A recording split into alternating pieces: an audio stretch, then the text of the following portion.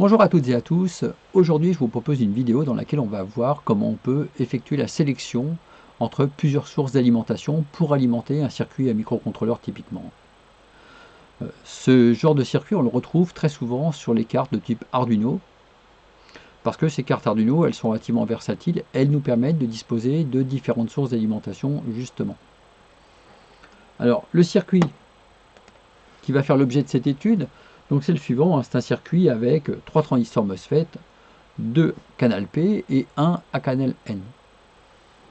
Alors tout de suite, on va revoir un petit peu les bases de l'utilisation d'un transistor MOSFET de type canal P dans un circuit comme celui-ci. Donc il s'agit en fait de prendre en charge une tension d'alimentation Vin ici à l'entrée et de la transférer à la sortie qui se trouve ici, en fonction du fait qu'on appuie ou non sur un bouton poussoir. Donc là, c'est vraiment la base. Je considère dans un premier temps que je n'appuie pas sur le bouton poussoir. Donc lorsque je n'appuie pas sur le bouton poussoir, j'ai donc un courant circulant dans le bouton poussoir qui est nul. Vous savez que le courant d'entrée d'un transistor MOSFET, le courant sur la grille, c'est un courant qui est nul. Attention, il est orienté dans ce sens-là parce qu'il s'agit d'un transistor MOSFET de type canal P. Enfin bon, comme il est nul, orienté dans un sens ou dans l'autre, ça ne change pas grand-chose. Donc par conséquent, le courant dans ma résistance R est nul, et la chute de tension à ces bornes, c'est donc 0 volts. Il se trouve que cette chute de tension, au signe près, c'est ce qu'on présente aux bornes de VGS.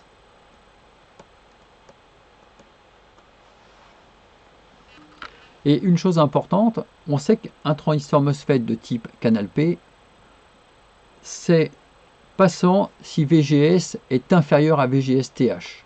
Attention, on a affaire à un VGS-TH qui est négatif. Donc VGS inférieur à VGS-TH. Je vous rappelle que le VGS-TH, c'est le VGS threshold, c'est donc le VGS qui permet au MOSFET de devenir passant. C'est le VGS de déclenchement.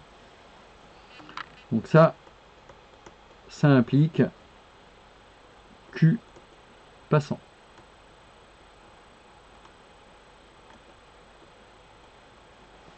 Et pour ceux qui auraient du mal à visualiser ça à cause du problème du signe, en fait, ça revient à considérer que VGS en module est plus grand que VGS-TH. Alors plus grand ou égal, on peut aussi travailler avec l'égalité. Voilà, donc ça, tout ça, c'est absolument équivalent. Donc dans le cas présent. Donc ici, j'ai un VGS qui est nul, donc le transistor MOSFET est bloqué.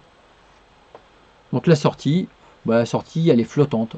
On ne peut même pas dire qu'elle vaut 0 volts, on pourrait plutôt considérer qu'elle est flottante. On s'intéresse maintenant à un deuxième cas de figure. Donc deuxième cas de figure, c'est le cas, donc je vais effacer quelques éléments.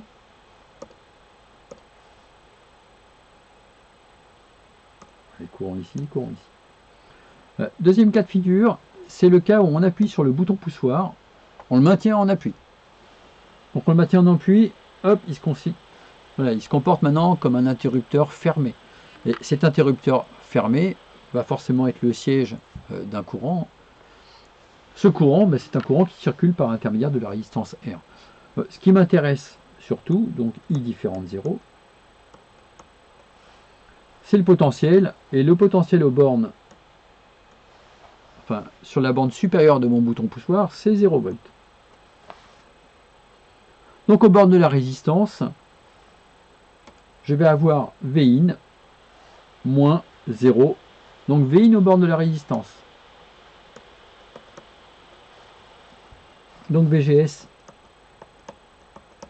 moins Vin. Si Vin est suffisamment grand, c'est-à-dire plus grand que VGS-TH en valeur absolue, et forcément c'est comme ça qu'on aura choisi le transistor, de façon à ce que son VGS-TH soit plus petit que Vin, et bien dans ce cas-là, le transistor MOSFET devient passant. Et donc le courant circule par le canal, ici. Et la conséquence de ça, c'est que j'ai donc un courant ici, I-out, qui dépend de ce qu'on connecte à la sortie, de la charge qui est connectée à la sortie. Et je retrouve V-in à la sortie. Alors, V-in, plutôt pratiquement V-in, on va marquer ça comme ça, tout simplement parce qu'il y a une chute de tension au bord du transistor MOSFET. Cette chute de tension, elle va valoir quelque chose qui est relativement petit malgré tout, si on choisit bien le transistor, RDS-on, que multiplie I-out.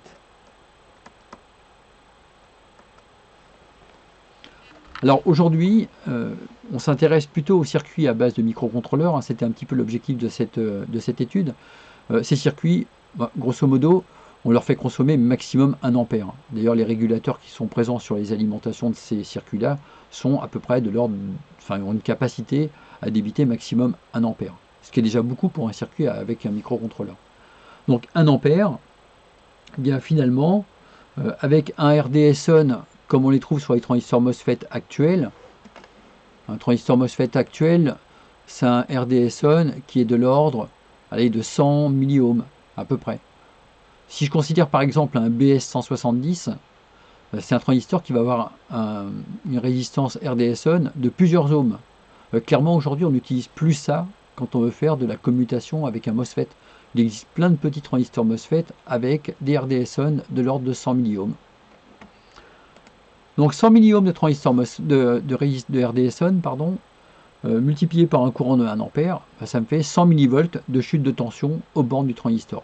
Donc c'est petit, et c'est mieux d'ailleurs que ce qu'on fait la plupart du temps avec un bipolaire. Donc voilà pour la remarque.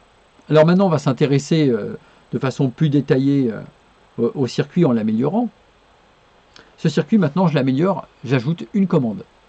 Cette commande, elle va me permettre, par l'intermédiaire d'un MOSFET canal N, de pouvoir piloter donc le fait que mon transistor MOSFET canal P soit passant ou pas. Si j'ai une commande VC supérieure au VGS TH de mon MOSFET N, le MOSFET canal N devient passant. Puisqu'il devient passant, que sa résistance à l'état passant est faible, eh bien je vais avoir 0 volt à peu près ici. Ou en tout cas quelque chose de vraiment petit. Parce que de toute façon, au regard de ma résistance de 10 kΩ, la résistance RDS-on du MOSFET sera vraiment petite. On l'a vu tout à l'heure, pour un mauvais MOSFET, c'est peut-être la dizaine d'ohms. Devant 10 kΩ, on a compris qu'on a pratiquement 0 volt au niveau du drain de Q2. Et par conséquent, on est dans la configuration de tout à l'heure lorsque le transistor, lorsque le bouton poussoir a été appuyé. Notre MOSFET canal P laisse le courant circuler et le V-in que j'ai à l'entrée ici, je le récupère à la sortie. Donc voilà, avec ma commande supérieure à VGSTH du canal N, j'ai la sortie qui recopie l'entrée, qui reçoit la même tension qu'à l'entrée, et lorsque VC est inférieur à VGSTH du canal N, le système est bloqué. Alors on passe à la suite. Et maintenant, on se place dans une situation avec de multiples sources, et ces multiples sources, eh bien, on souhaite pouvoir en sélectionner une. Alors ça veut dire qu'on ne sélectionne pas les deux en même temps d'abord. Si on sélectionne les deux en même temps, ça peut potentiellement poser un souci. On va considérer qu'on sélectionne une seule. J'ai choisi V-in. Ici, que je vais noter 2. Pardon, c'est pas là, c'est juste au-dessus. Hop. Donc un V-in 2 ici. Là-haut, j'ai un V-in 1. Alors, je choisis de commander VC ici de façon à ce que VC2 soit supérieur au VCSTH du canal N. Je vais considérer que VC ici 1 est égal à 0. Donc si on se réfère à ce qu'on a vu tout à l'heure, mon transistor MOSFET ici est bloqué. Celui-ci est rendu passant. La conséquence, c'est que celui-là, on l'a vu, est passant. Et on a donc ici VIN2 la sortie. On a sélectionné une des sources. Et on va se placer dans le cas particulier, mais qui est un cas qui peut être très fréquent, et même qu'on va retrouver la plupart du temps, où VIN2 est supérieur à VIN1. Je pense que là, certains d'entre vous maintenant voient où je veux en venir. Ce transistor MOSFET canal P, il a une résistance, il a une diode antiparallèle à cet endroit-là. Cette diode antiparallèle, elle va se révéler passante parce que VIN2 est supérieur à VIN1. Le niveau au niveau de l'anode, le potentiel au niveau de l'anode est supérieur au potentiel de la cathode. Et on a donc ici la diode qui devient passante. Alors ça suppose que VIN2 soit supérieur à VIN1 plus un seuil de diode. Mais c'est quelque chose qui peut se présenter très souvent. Et donc là, on rencontre un problème. Puisque j'ai un VIN1 qui existe, j'ai une source d'alimentation sur le VIN1, j'ai un VIN2 qui est supérieur à VIN1 et suffisamment supérieur, cette configuration-là entraîne le claquage du transistor MOSFET Q1, puisqu'on va claquer sa diode. Parce que VIN2 sera supérieur à VIN1, plus un seuil de diode, au moins supérieur à ça. Donc il faut trouver une solution à ça. La solution à ça, c'est le circuit que je vous montrais tout à l'heure. Donc la solution à ça, c'est ce circuit-là. On se place à nouveau dans la configuration où on a un VIN qui provient de la source qui se trouve là et qui a été commutée. Je vais l'appeler VIN2 à nouveau. Donc le VIN2, il provient d'ici. Donc je le retrouve au niveau de la sortie et j'ai travaillé avec un VC1 égal à 0 de façon à ce que ce transistor soit bloqué. Et alors maintenant, si je regarde un petit peu ce qui se passe au niveau de l'entrée 1, l'entrée 1, a priori, elle nous permet d'avoir... on va plutôt regarder ce qui se passe d'abord sur VIN2, pardon. Donc VIN2, tant que je n'ai rien de vraiment fixé, ma diode antiparallèle ici devient passante. Je vais donc avoir ici VIN2. Ah, là j'ai un petit souci, j'ai sélectionné un outil. Hop, hop, hop, hop. Option du pointeur, stylé. Donc ici, j'ai un VIN2 moins un seuil de diode. Allez, je vais l'appeler V seuil. Et dans le cas présent, ça va me permettre, puisque VIN2 était grand devant VIN1,